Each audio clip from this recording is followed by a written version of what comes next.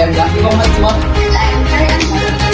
We are your reporters from Manay for the talented and talented students are here.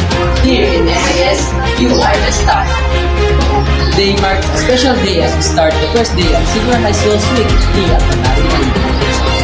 It's indeed an exciting start with a lot of activities awaiting us.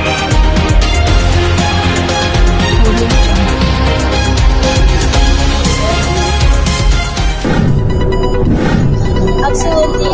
First up, we have a cooking contest where our students showcase their culinary skills.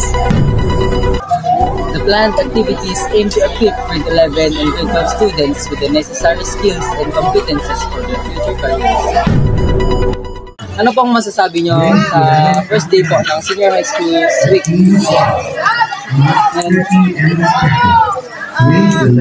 Excited kasi nga first time na kinuha ako mag-judge as dito sa cooking contest.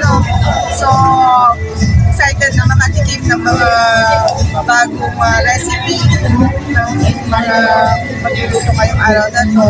Kasi mga natitikman lang namin before is chicken joy, adobo. So ngayon, may mga bagong recipe na matitikman natin at mag-discover. And let's not forget about the fashion show where our students strutted their stuff and flaunted their style. And how can we miss the Quiz Bee? Our students demonstrated their intellect and knowledge in various fields.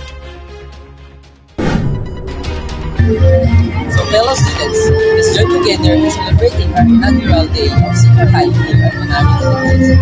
Thank you for tuning in. Sasit Bong And Charlie, reporting from Manay Integrated School. Have a great day, everyone.